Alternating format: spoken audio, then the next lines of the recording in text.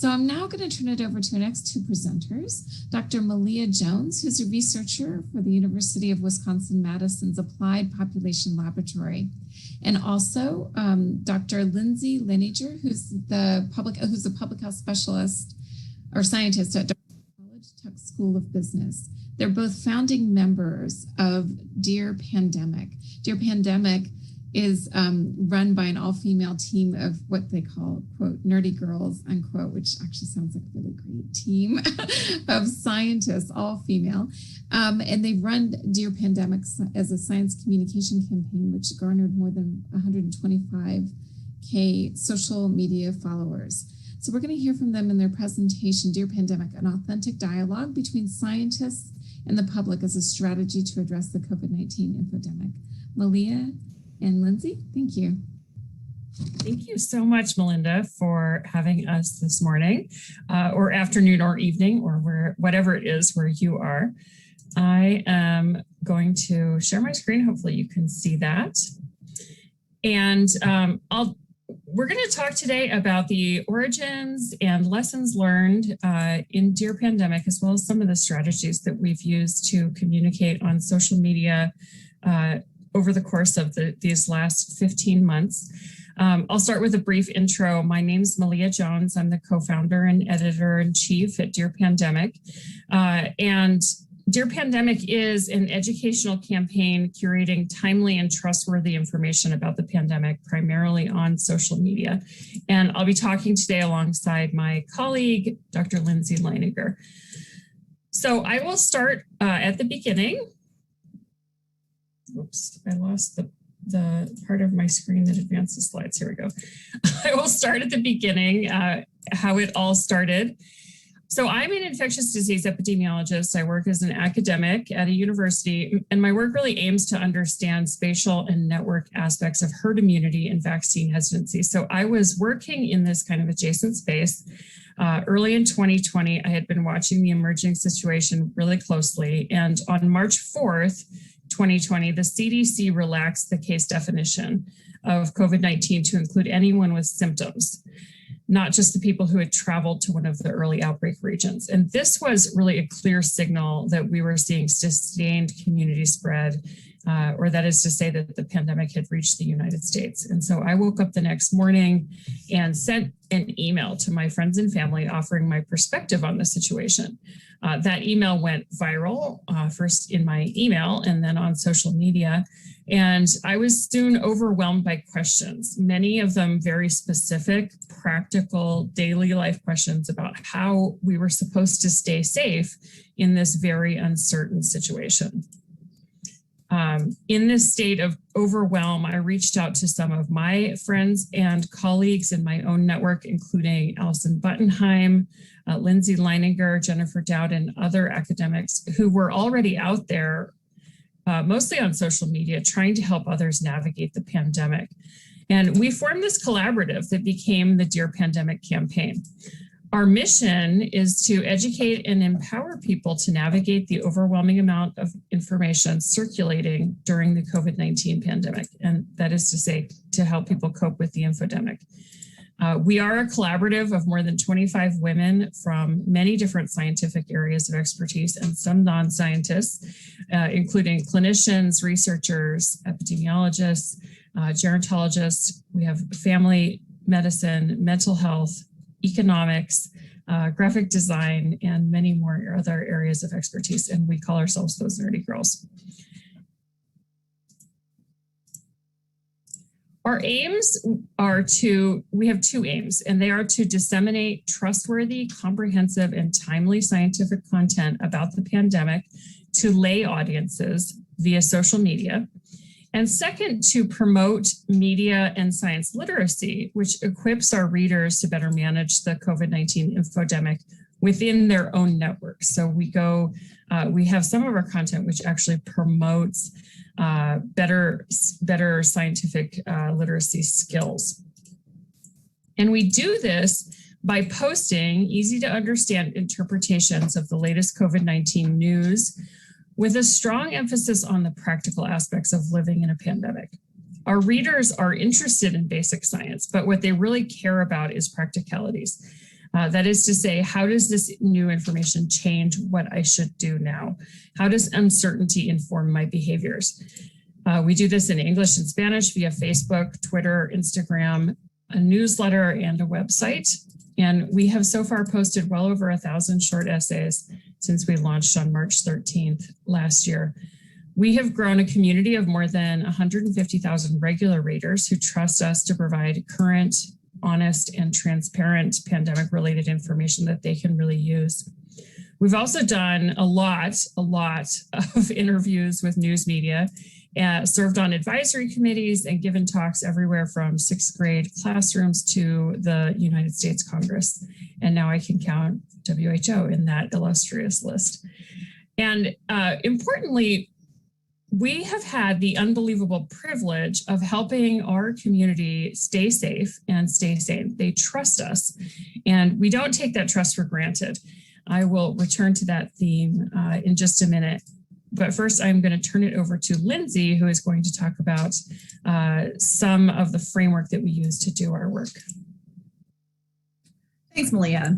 So like all startups, this campaign, we've often felt like we are flying the plane while we're building it. So we fumbled our way forward and we've built towards something that we think is pretty engaging and exciting. And it's a learning community. So we wanted to share out some of the best practices and the communication framework that we've built towards. And I just want to say that really we offer this framework to the audience here in recognition that this and our story is not about Malia, it's not about me, it's not about the individual nerdy girls, it's about the power of the army of nerdy girls and nerdy boys who have taken the call, have stood up, have gone and provided credible, relatable information throughout this pandemic to their communities, often without pay and much recognition. So this is in the spirit of the army of nerdy girls and guys and everyone in between, our framework. And I think what it does for today's audience is really summarize and synthesize some of the great themes that we've heard from Melinda, from Liz, from Dr. Mike. And I'm really excited because I think that this is a synthesis of a lot of what this conference is about. So without further ado, Malia, may I have the next slide, please? So taking a page out of my social marketing colleagues' playbook, we call this the Let's Learn framework. So we have a mnemonic for it, Let's Learn. We'll go through each letter in turn, and then I'm going to show you a few examples that hopefully will help ground what we're talking about. So the L in Let's Learn, the first L is listen and connect. And this has been a key theme we've heard over and over again this morning or afternoon, depending on where you are. People need to feel heard before their ears are open to listen. Two-way dialogue is the best. We know this. This is a longstanding communication principle, and we lead with humanity and humility. Again, echoing things that we heard from Dr. Mike. You cannot fake it. Authenticity is key. So we try to be our authentic selves to the best of our ability, and we listen with empathy. E, we engage the relevant information ecosystem. We all know, everyone on this, in the audience, on the panel, knows how fragmented trust is in the digital age.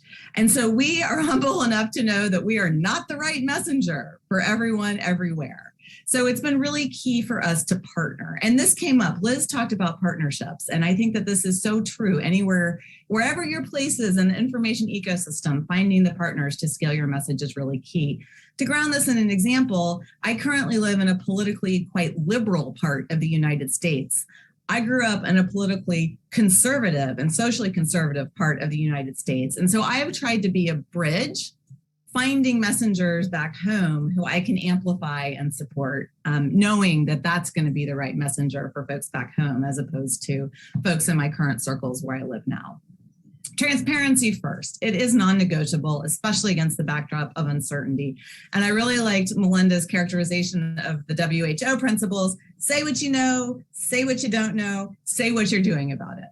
We very much abide by that. And transparency really is the best medicine, indeed the only medicine to communicate about a changing science. Science is a method, not a fixed set of facts. We are very open about how knowledge evolves. And when we mess up, we fess up because we've messed up. We source and vet data from the best. We all strive to be open, humble, and voracious learners. And this is part of leading with humanity and humility. We think it's important for those in our learning community to see us as learners, not quote unquote, sort of experts with a lot of hubris. So we try to model the behavior of learning and being open because it's key for all of us. And last but not least, our tactics are really informed by learning science. And it's interesting because we've now heard about the power of visual imagery. We've heard about all sorts of different tactics. And I think that what I love about this conference is that we have people coming from all the different behavioral sciences, from journalists to illustrators. We've talked about marketing principles. I am an educator by trade. That is my primary professional identity, really. And so learning science is what guides me. But all of the behavioral sciences and cognitive sciences, you're going to see these themes. So I'm going to give you 4 examples that, again, I think are just a nice summary and synthesis of what all the panelists have been doing. First, the power of a worked example. Those of us who are classroom teachers know abstractions don't work. Our brains don't like abstraction. They like examples. So this is the post Malia wrote on evidence-based debunking of conspiracy theories. She actually wrote out a conversation with someone's uncle who believed a conspiracy theory. And she wrote it out with empathy, leading with empathy, providing a fact, ending with empathy. But she wrote it out as an example. And I think that that's really key. Next one. The power of imagery. And I think, Dr. Patnala's her presentation was just such a stellar example of this. And our brains really do better with visuals. We process them faster, they are more appealing, they grab our attention. So while we are primarily a team of volunteers, the money we have been able to raise, we have put towards graphic design. And specifically an award-winning graphic designer who has worked with scientists in the past. And so our look and feel is very intentionally visual. Next slide. The power of storytelling. And I think this just comes up over and over again, whether we're hearing about Liz's efforts in Africa or visual storytelling or Dr. Mike telling stories on YouTube. Stories are psychologically privileged in our brains. That's just a piece of evolutionary psychology. So something that Malia has done a really wonderful job is telling our stories to our community. So every time we tell our stories as people, and this is an example of a story that Malia wrote about one of our scientist contributors, it makes us feel connected and it really sticks in the brain. We love analogies. Analogies, we know, again, from learning science, from marketing, whatever behavioral discipline you're interested in, analogies help us compare and contrast, which is the way that brains learn best. So this is a post that I wrote back when we were first getting whiffs that Pfizer's vaccine candidate was flying through clinical trials with success that none of us in the scientific or medical communities anticipated. My husband, my son, they're big baseball junkies. So I used a baseball analogy to talk about training camp and Pfizer's first round draft pick being successful. Next slide.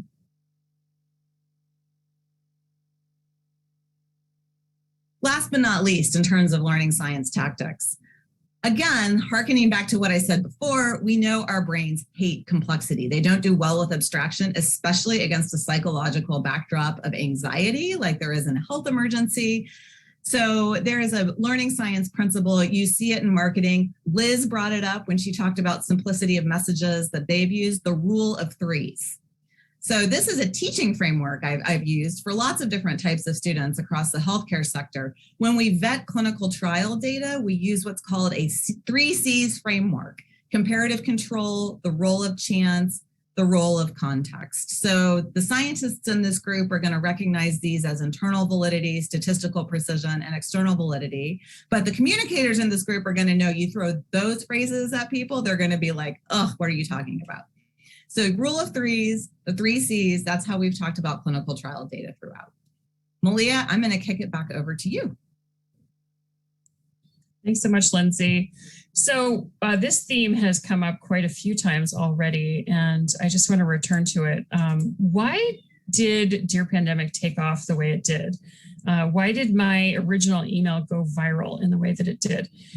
I think it happened because trust is everything in communications. And right now, as Lindsey said, trust is highly fractured.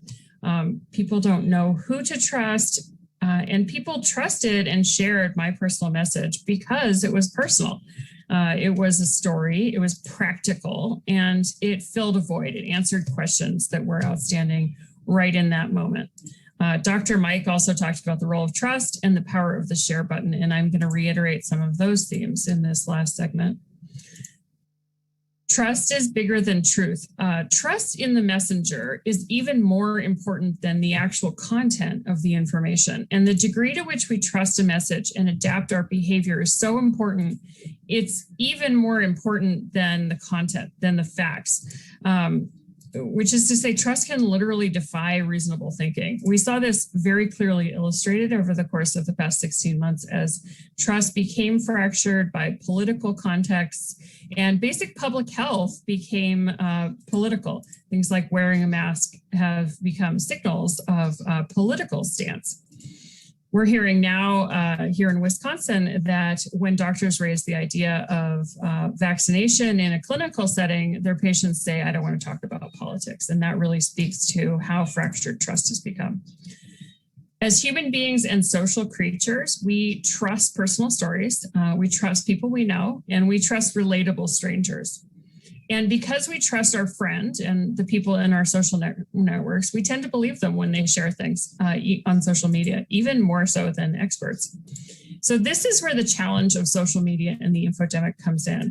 On social media, the share button can turn disinformation, which is information that's purposely developed to deceive and to exploit these psychological factors that lead us to trust personal stories and relatable information.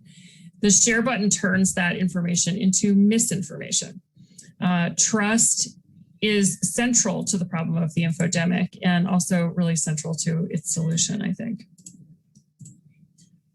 Dear Pandemic's success at building trust comes directly from that Let's Learn framework that Lindsey presented. We listen, we engage, we admit when we're wrong, and we are committed to using the best sources. And I want to say that we did not come to the project of Dear Pandemic already having that Let's Learn framework in mind. We really did evolve this as we were going, and Let's Learn is the outcome of what we've done over the last 16 months.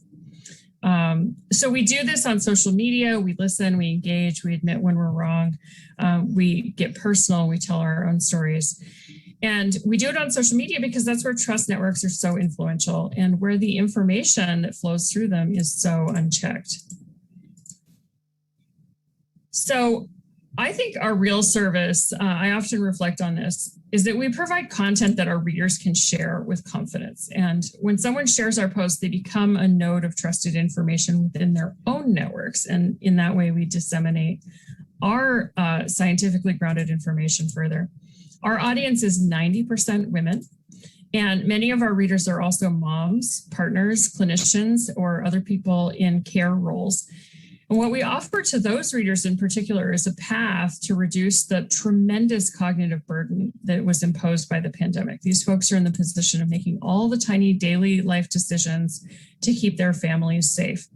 And there's a lot of cognitive burden in between recommendation, for example, to wear a mask and the actual practice of purchasing, storing, keeping clean, and getting your 4-year-old to wear a mask. We offer these folks a lifeline when they're swimming in information and don't know what is trustworthy and what is not. So I'll close with some lessons learned. We have 3 big takeaways from our work fighting the infodemic on social media these last 16 months. The first is that trust really is our currency.